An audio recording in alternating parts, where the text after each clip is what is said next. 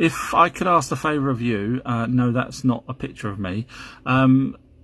Where it says comment, if you could comment, even if it's just a one word sort of saying thank you or I don't like this or anything, because by commenting it gets the videos viewed more, but no comments, they seem to be only, a handful of people can see them. So that would be very nice if you could. So just to let you know that, I don't know, you may already know this, but in some states in America it's actually against the law to kill a Bigfoot. So this means that the American governments are totally aware of Bigfoot out there. And obviously, apart from the moral reasons not to kill Bigfoot, they have been known to break people's necks. And there's a police story about a couple out in the wilderness. Boyfriend's neck was broke, and they did horrific, the Bigfoots, about 5 of them, did horrific things to this woman, and she was dead. So don't go looking for them. It's probably not a good idea. Dreaming. I'd like to talk to you about dreaming because I've done extensive research. I think I'm the only one that's researched such things as why you dream. I know people out there has researched what you dream and they can translate that. So brain temperature is one of the causes. So if your brain is hot, in other words, if you're in a hot room, that can actually cause you to dream. Because your brain actually shrinks. Now, the position of how you sleep. So, for example, if your head is equal or lower to your body, in other words, if you're lying on your back, for example, and your head, there's a pillow between your neck, and you're lying on your back, then you normally have a fear dream.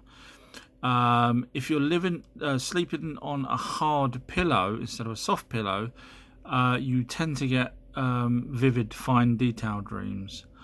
If you sleep with a heavy blanket, then you'll possibly have sort of confined, trapped feeling type dreams. Also, it depends on what you've eaten in the last few days, so that will also affect it, and also oxygen. If your room, so for example, if you're in a small room and you don't open the window and you don't have your door open, then after a while you will start to dream because of the CO2 deficiency. Sleep paralysis. That's when a doctor tells you that you didn't really see these little grey aliens in your room and they didn't really paralyse you. So they say it's sleep paralysis when you're in fear. Now, that's all fine, but they use that as an excuse because Betty and Barney Hill in the 60s were the first people to actually describe a little alien grey, and their description was really only localised in the local paper. So people all around the world at that time were started to say, well, I've seen these little grey aliens. But now people say that those people had seen stuff in the TV and the movies, but back then there wasn't nothing to see these type of creatures. It wasn't really till 1987 that they became sort of mainstream with books like Communion. So the sleep paralysis works nowadays. Yes, you can use that because we've all seen what these look like, but back then, 60s and 70s, they were hardly described, but yet people did actually encounter these beings.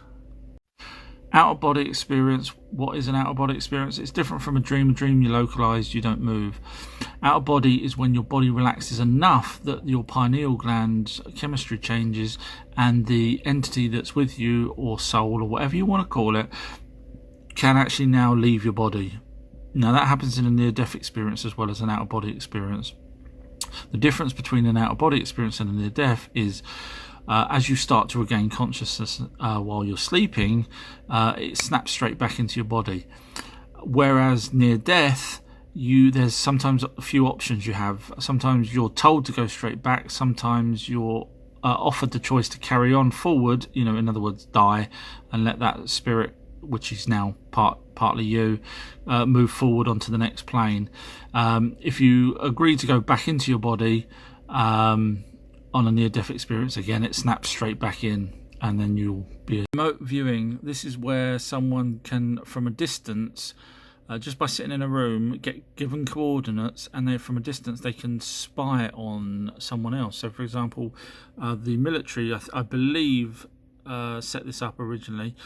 to spy on Russia and Germany, etc. So they would have an operative given coordinates. They wouldn't know what the coordinates were, and using their skills as a remote viewer, and you can train doing this. In fact, there's courses, I believe, in America, maybe around the world, if you want to learn remote viewing. So they write down what they see. So, for example, they're given coordinates, and they could write down and say, "I see a nuclear weapon." Now that information is then passed on to the army people, who will go and verify that. So what I believe actually happens on how that works. So if you remember the other videos where I said you're part of a soul group. Now that soul group, let's just say hypothetically there's 5 of you. There's more, but let's just say 5. That soul group is actually connected to an ocean. So remember I was saying it was like a drop of water. Let's just imagine it's part of an ocean. So it's the same as taking a drop of water out of an ocean. That's connected to that. So think Star Wars, think the Force. Yes, I did mention Steve Spielberg and Lucas are well clued up. I might talk about them down the line. Having to be a bit careful what I say, because Spielberg is my idol. So the Force basically is something that connects everything, including or some people call it the source, which connects everything, all the light energy. Basically everything can go through the frequencies.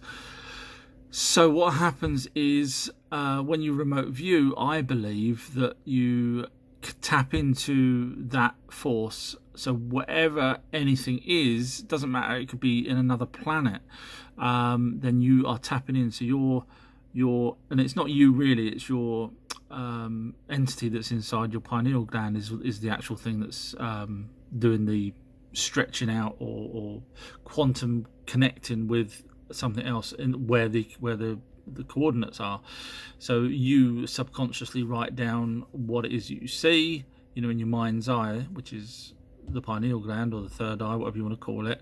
You write down what you see, and it gets verified. So remote viewing is kind of similar to an out body, but I think you're using everything as opposed to just your own entity.